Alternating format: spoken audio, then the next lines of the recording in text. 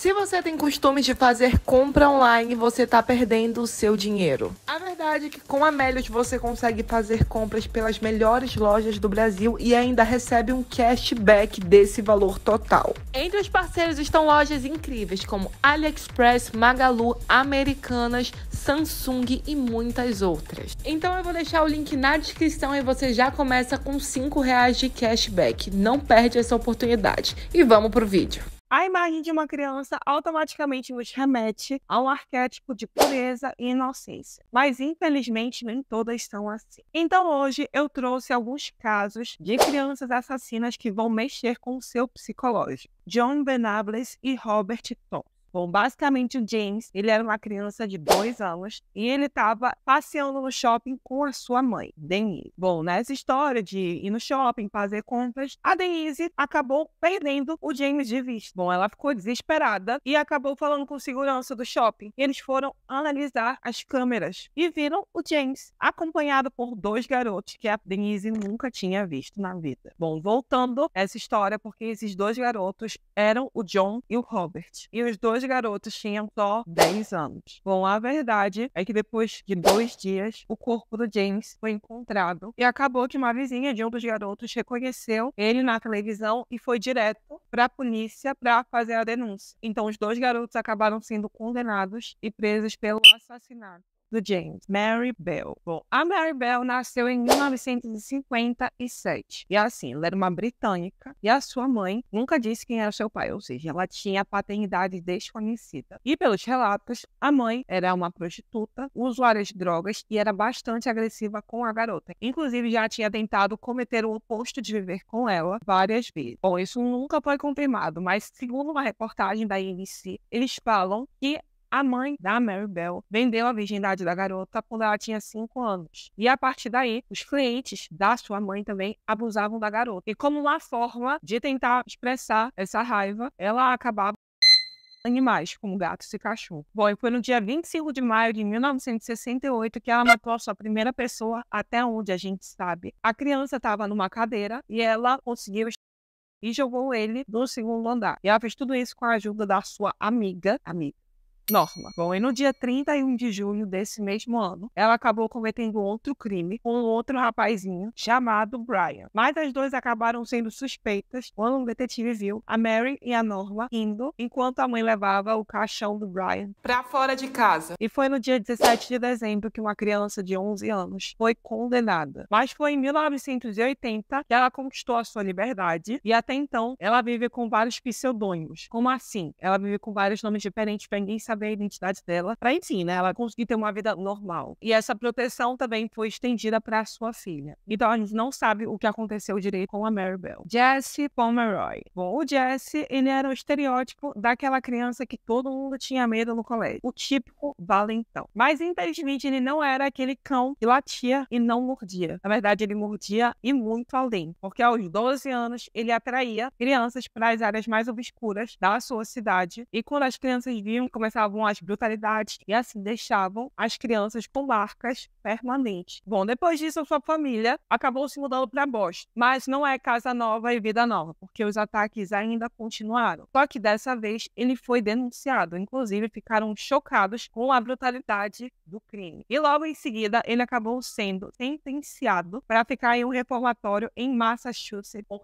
6 anos. Mas ele acabou passando pouco tempo nesse reformatório e voltando para casa aos 14 anos. Mas foi no fatídico mês de março, no ano de 1874, que uma garota chamada Kate desapareceu na cidade de Boston. Os policiais estavam suspeitando do Jesse, mas eles não tinham provas. Então eles acabaram estendendo o caso. Até que uma coisa aconteceu para conseguir incriminar o garoto. O corpo da Kate foi encontrado na loja de roupas da mãe do Jesse. E esse fato levou à condenação do garoto. E de lá pra cá, ele acabou passando o resto da sua vida na prisão, sendo que ele acabou morrendo em um hospital para criminosos com problemas mentais, já que esse foi o laudo que a polícia dos Estados Unidos acabou relatando dele. Edmund Kemper. O Edmund tinha uma vida um pouco conturbada. Os seus pais se divorciaram e a sua mãe era extremamente abusiva. E acabou que aos 15 anos, ele foi morar com os seus avós. Porém, ele acabou assassinando os seus avós paternos. Depois disso, ele foi de diagnosticado esquizofrenia nervosa e teve que cumprir pena em um hospital psiquiátrico. Bom, daqui pra frente foi só pra trás, porque depois disso acabou vindo uma onda de ataques em mulheres. Bom, basicamente o modus operandi dele era mirar em mulheres que eram mais indefesas, que estavam pedindo carona, então ele levava elas para uma área isolada e acabava cometendo o oposto de viver. E nessa, quando ele viu que a situação estava virando insustentável, antes de se entregar, ele acabou matando a sua mãe e as suas amigas. Bom, ele implorou para uma pena de morte, mas acabou que essa condenação tinha sido suspensa no estado da Califórnia. Então, ele acabou recebendo 8 pedidos de prisão perpétua. Cincy e Shirley. Bom, no dia 14 de junho de 1983, Cindy Collier, que tinha apenas 15 anos, e Shirley Wolfe, de 14, tinham uma coisa em comum. Ambas tinham fugido de casa. E a verdade é que, nessa euforia, elas acabaram encontrando uma piscina em um condomínio e ficaram brincando por lá. Mas a brincadeira já começou a ficar um pouco mais pesada, porque para dar continuidade nessa fuga, as duas garotas procuraram um veículo para roubar. E foi então que elas encontraram uma senhorinha de 85 anos chamada Ana, que com a sua doçura acabou convidando as garotas para ficarem na sua casa e tomarem um copo de água, comerem alguma coisa. Foi nessa hora que as duas garotas, que só tinham fugido de casa, a Ana até a morte. Bom, depois disso, elas acabaram sendo descobertas e foram condenadas. O problema é que elas eram menores de idade. Então, elas pegaram a pena máxima para os menores de idade. E aos 27 anos, elas já estão soltas. Lionel Tate.